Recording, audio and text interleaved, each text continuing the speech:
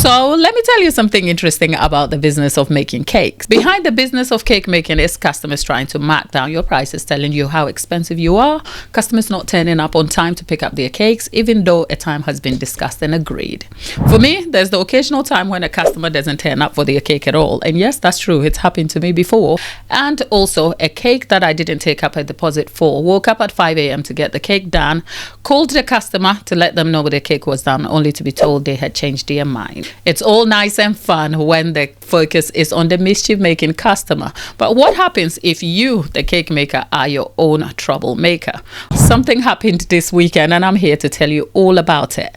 I got my dates mixed up and made a cake sooner than needed. And when the customer contacted me coincidentally to tell me they had wanted a date changed, I was left stuck with this incomplete, undecorated cake and a bill totaling £100.80. And I'm sorry to say that is all my fault.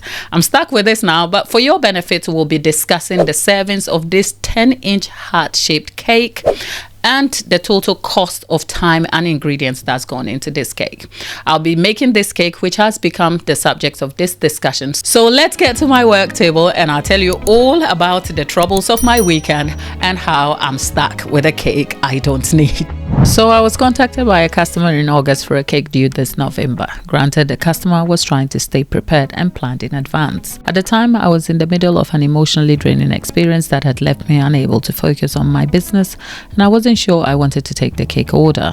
I wasn't always prompt with my response, and uncertainty around taking the order led to the confirmation dragging out till September. This customer was referred to me by one of my loyal customers who travels quite a distance to get their cake from me, so I felt slightly obliged to take this order in the midst of my own personal struggles. When I got round to confirming the order though, a month had passed since the customer initially got in touch. Worth noting throughout this process, the customer was nothing but patient and understanding. They'd even sent me a polite follow-up message to remind me just in case I had forgotten about them. I had left things too long. It was harder not to take the order, especially after the customer had patiently waited for me. So I accepted the order to go ahead. Just for context, my cake order process is as follows. When I'm contacted by a customer, I have a streamlined way of taking orders, which is normally via email or WhatsApp. I very rarely take on orders from social media, and that includes my Facebook and Instagram. I'm hardly on these platforms, so taking orders there can lead to delays and inconsistencies in communication. To stay organized though, I request that all enquiries from those accounts come through my business email or WhatsApp, which is also convenient for when I want to send photos to customers. I apply the same business communication principles, making sure I stay professional. Occasionally, communication over WhatsApp is informal, and I have a generalized guide to assist when first contact is made via WhatsApp. Initial contact usually involves a back and forth style communication, and where necessary, I schedule a call to discuss things further. If a call is unnecessary, in which case all the information is provided me is clear and understood, I derive an order summary based on the details discussed, which is then sent to the customer to read and agree the information is correct and represents the details of their cake order. Wherever necessary, corrections are made until the information is right, after which the order summary is passed on to an invoice, which will then be sent to the customer with relevant details such as payment terms and conditions, including account details. I followed the same procedure as always with this order, but on this occasion, before the customer confirmed their order, there was an omission I made. When I derived their order summary, I mistakenly omitted the date for which they were requiring the cake for. Meanwhile, in their response to me, they confirmed the details were correct and noted their preferred date they needed the cake for. Distracted, I missed the date, and this would become the basis of my now current cake troubles. When I went to derive the customer invoice, I realized then I hadn't included the date in the order summary, but instead of checking the customer's last instruction confirming the order within which they confirmed their date, I checked their initial message when they first contacted me seeking a cake for 4th of November. However, between delays and changes, her confirmation message noted a change in the date from 4th to 10th of November. Having missed that detail, her invoice was issued for 4th instead of 10th. The cake was baked on the evening of the 2nd, left to set overnight, and I got to work late afternoon on the 3rd of November. Amongst other commitments that had led to delays in finishing the cake sooner, I was mad at work on the cake a little after 10 p.m, hoping to get it done ready for collection sometime the next day. At exactly 10:41 p.m, I received a message from the customer asking for the cake to be rescheduled for the 18th. I was already working on the cake, and with the time nearly 11 p.m, I wasn't very pleased. Now, this is the part of the story that takes a turn that I'm going to need a cup of tea for before I tell it. So I'm going to go ahead and say this part of the story may seem a little bit unprofessional, but I've decided to share this story in hindsight. So there's a lot I have looked back on, and I'm only sharing this story to give you some sort of context and some encouragement that as a business owner, no matter how put together you appear and all the tools you have to support you in your business, there are days that your human element as a person comes through in the business, and that is okay. As long as you continue to develop ways to communicate with your customer, putting customer needs first, and also ensuring your business practices are positive and reasonable, then that is fair game. So don't judge me, but having had a cup of tea, here is where the story continues. So when the customer contacted me around 10:41 p.m. to let me know that they had changed their date to a week later, the customer had thought their cake was booked for 10th. Hence, they had gotten in touch a week in advance to let me know they didn't need the cake for another week. However, because I had made a mistake and didn't realize at the time, I thought they had left me in a lurch, having gotten their cake rebooked whilst I was in the middle of making the cake. So that is just to set the tone of what happened thereafter. So of course, once I received the message, very quickly I thought to myself, what am I going to do with this? I wasn't best pleased, but I wasn't also going to allow frustration to take the better of me and allow me to show up in a frustrated manner, especially to a customer.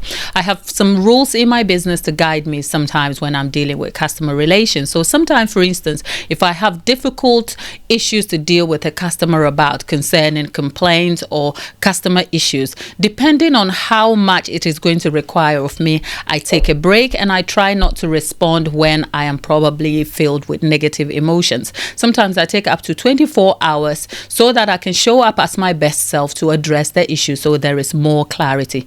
Most of the time, even though I have terms and conditions and some business practices to support me, I just allow humanity and decency to proceed when I'm dealing with customers. And I try to be very much empathetic, except most times I've also found that customers do take a lot out of you. So I deal with cases on a case-by-case basis, and I try to give a lot of grace to the customer, because I ask myself, what would I do when I am faced with a situation needing help from the one person who I could require it from?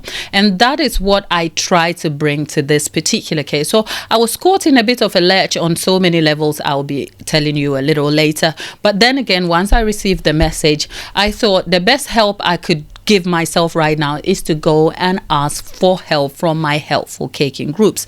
I have referred to them in some of my videos before, saying they are very supportive, especially if you have a supportive group of cake maker friends who can give you support and help, especially in developing circumstances surrounding business. They do the same things as you, so they can be extremely helpful. And in this case, my caking group friends were super helpful, because I went to the group and I updated them about this situation that I am confronted with and what I should do. It wasn't so much that I didn't know what to do, because I knew how to respond to the customer in a professional way. However, it was 10:41. I was feeling frustrated. It was late in the night and I was too tired to be handling that perfectly as I would like it. So a little bit of help was going to be of some use to me. So once I updated the group, they were quick to help me by responding in various ways. All their suggestions put together was in best light to support me to get the best outcome. Except in that moment, I thought to myself, okay, let me respond to the customer and let them know what I thought about their decision to postpone the cake. So when I responded, I was super empathetic. I gave them my point of view on where they were, how I was understanding of their situation, and empathized with them. However, this was the reason why I wasn't going to be able to postpone their cake for them. This is the solution that they can take to support themselves for the change that had happened.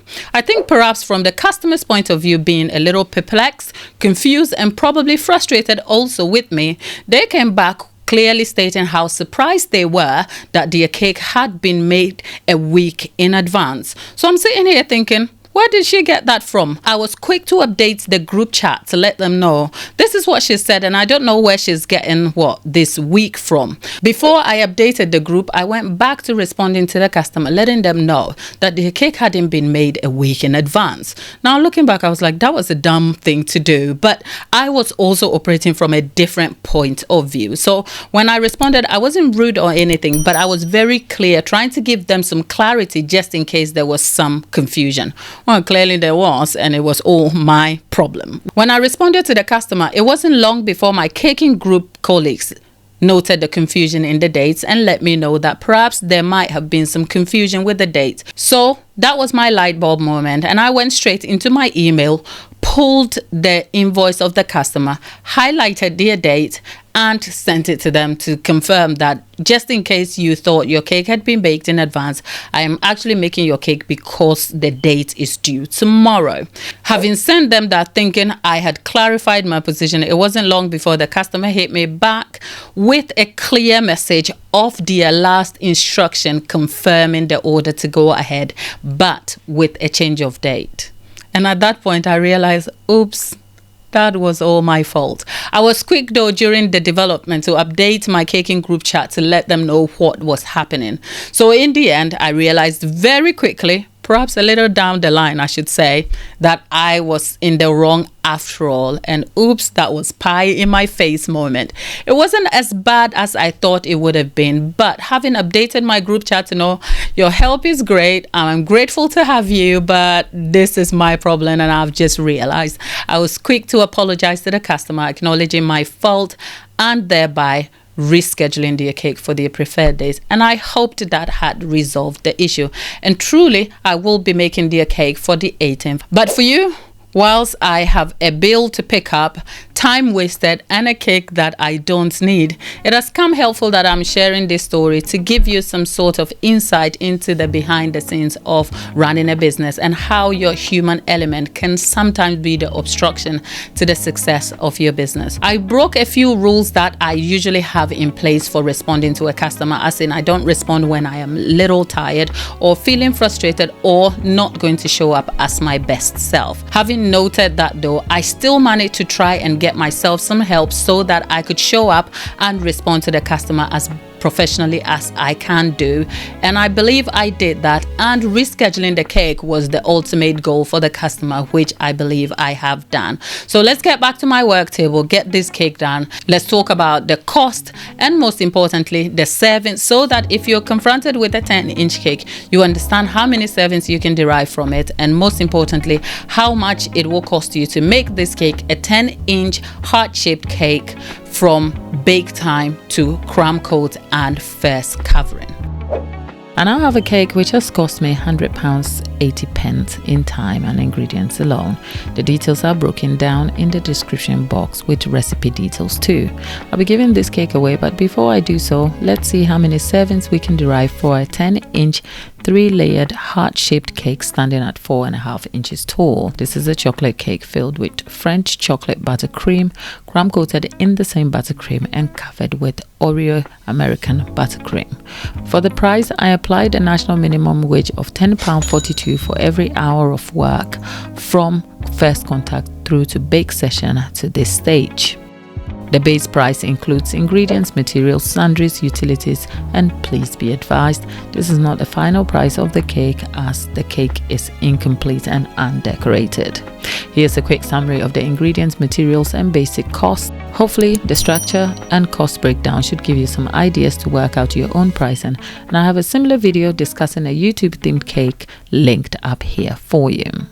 The cake is cut and the servings are derived. Each slice is about 1.5 inches in width for the inner slices, and for the outside, which is slightly slanted because of the odd shape of the heart, I have 2 inches. The servings are definitely fitting for the party servings of 1 to 2 portions, which I have explained in a live video linked below for you. I derived exactly 38 servings, and I've had a few larger slices from the inner side of the cake. So realistically, a serving guide for for a heart-shaped 10-inch cake standing at 4.5 inches tall will yield between 35 and 40 servings. And come on the 18th, I'll be remaking this cake complete with chocolate pieces, chocolate-covered strawberries, and Oreo cookies.